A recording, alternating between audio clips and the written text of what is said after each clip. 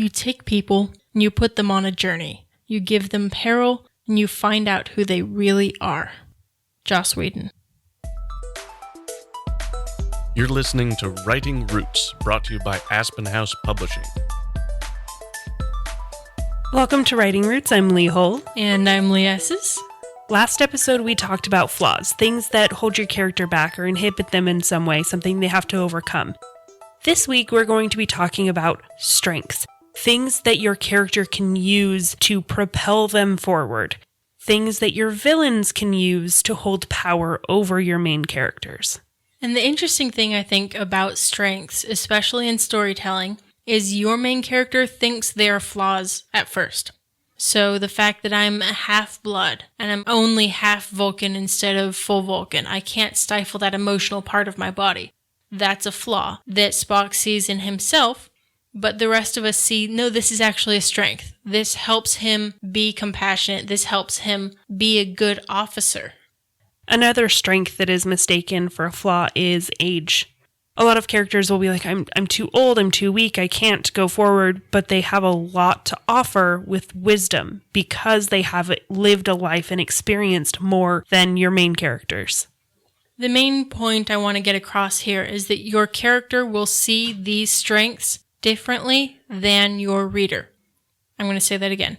Your characters see these strengths differently than your readers will. They see something in themselves that they don't like, that the readers do like. They will have different opinions about the strengths. And on the flip side of this, they will see things and think that they are strengths, but they're actually flaws. Common examples of this is confidence/ego. They will think that it is a strength to be confident, but really it's more than confidence, it's their ego getting the best of them. Chivalry in a similar way. We talked about this last episode with the need to not hit somebody of the opposite gender. It's like, well, this makes me a good person, right? No, this makes you a terrible fighter. Chivalry, people will perceive as a good thing, as a strength, but it's actually closer to a flaw when it comes to actual application. Same with something like kindness. It is good to be kind, but if you border closer to submissiveness than kindness, then it is a flaw. You tend to develop the wrong kind of friends. You tend to get trampled. Your opinion no longer matters. I think we've mentioned this before. Whatever your character is good at, they should be challenged as much as possible in the story. I think the definition of a tragedy is the main character is great at certain things, but they're in the wrong story, so they don't end up succeeding. You can take a look at some of Shakespeare's plays for this. If you put Hamlet into Othello, he would have excelled because his strength was thinking things through, thinking too much. In his own story, that was a huge flaw. That made him too slow. And everyone else was able to manipulate him because of this. It's a strength in one story. It's a flaw in his own story.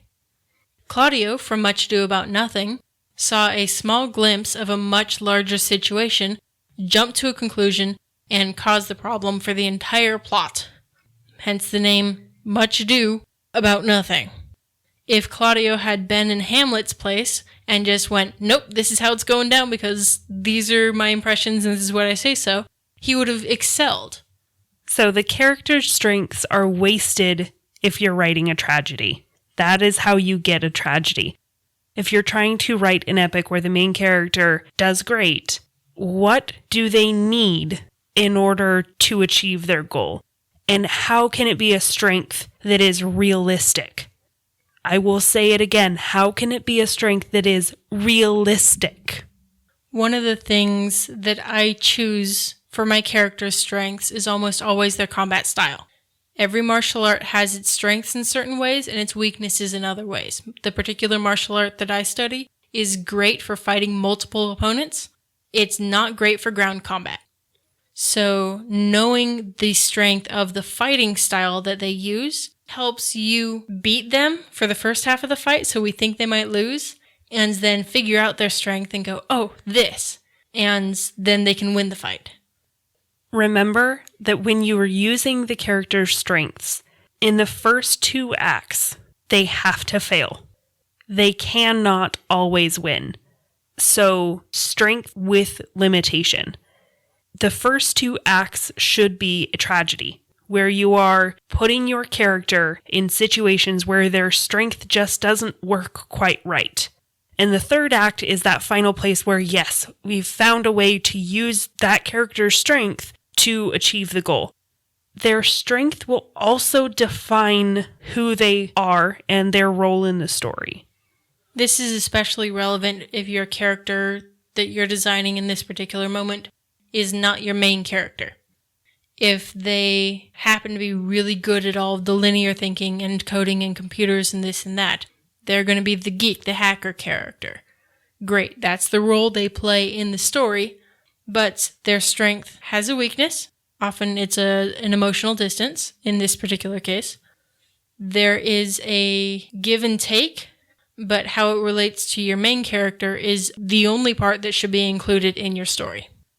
I'm reading a book right now that the main character has 2 companions. The main character is the puppet master. He comes up with the plans and carries them out, but he is a terrible fighter. He cannot get involved in a fight and live. He will die. It's a video game VR situation, so it's possible for him to die because he's living in a video game. But he has learned the strengths of his 2 companions. One is a ranged fighter, and one is the kind of juggernaut tank. And they all have a different role in how to carry out plans. The main character, he plans everything, sets everything up, and then goes to hide. And he spends the fight watching and casting some spells to make sure everything works out okay, while the tank goes charging in to create a distraction, while the ranged fighter sneaks around the side and hits him from a flank. But their strengths define what roles they play. You can't switch them around and put them in different places without severe consequences. The tank can't be the one to come up with the plan, and the ranged fighter can't be the one to go running in. Please, do that at some point in your book, because it'll not only reinforce that the tank should not be the one making the decisions, but it'll be hilarious. Yes. Again, that's an Act 1, Act 2 kind of situation, where they are in the wrong place. That's the right way to do it. And it could be that they were assigned these roles, and they were assigned the wrong roles. And so they have to figure out for themselves where the right place for each of them is. A good place to look to that is Jumanji: The Next Level. Yes. That was a perfect application of people getting the wrong skill set and having to swap to figure out who belongs in what body actually. And I think that has a great list of different strengths and weaknesses because it's like literally spelled out. Oh, what it would be to have a weakness that is cake. Yes. Well, okay. You see this, right? At least you don't explode when you eat cake. Okay, that's fair. But in the first movie, The Rock taps his shoulder and then we see his strengths are, smolder and great physical strength, and his weaknesses are none. Everyone's like, whoa, that's not fair. That's not cool. He's like, well, I'm the hero, of course. He does have weaknesses in his character. Otherwise, it would be completely boring and uninteresting. But his strengths define him as a character. So consider their strengths. What do your characters need? And how can you use those strengths to put them in situations where they don't belong? Again, what is the worst possible thing that can happen to your character? We asked you that question a couple episodes ago, and this is another place where you can ask yourself that. What is the worst possible thing that can happen to your character in regards to their strength? And use it in the beginning. And find a way to compromise it in the middle. Because once the audience gets that this is their strength, okay, now how is this interesting? You need to keep it interesting, so compromising it, taking it away. How they see themselves, and especially that emotional identity. If you can take that away, who are they in what's left? Like our opening quote said, you show them a dangerous situation and you find out who they truly are. The best way to go about using and exploiting your character's strengths is to embrace your manipulative side. Embrace that part of you that just wants to do the worst to your character. And you do that by writing selfishly. If you have a question or comment for our hosts or a topic you'd like us to cover, send us an email at writingroots@aspenhousepublishing.com or find us on Facebook by searching for Aspen House Publishing.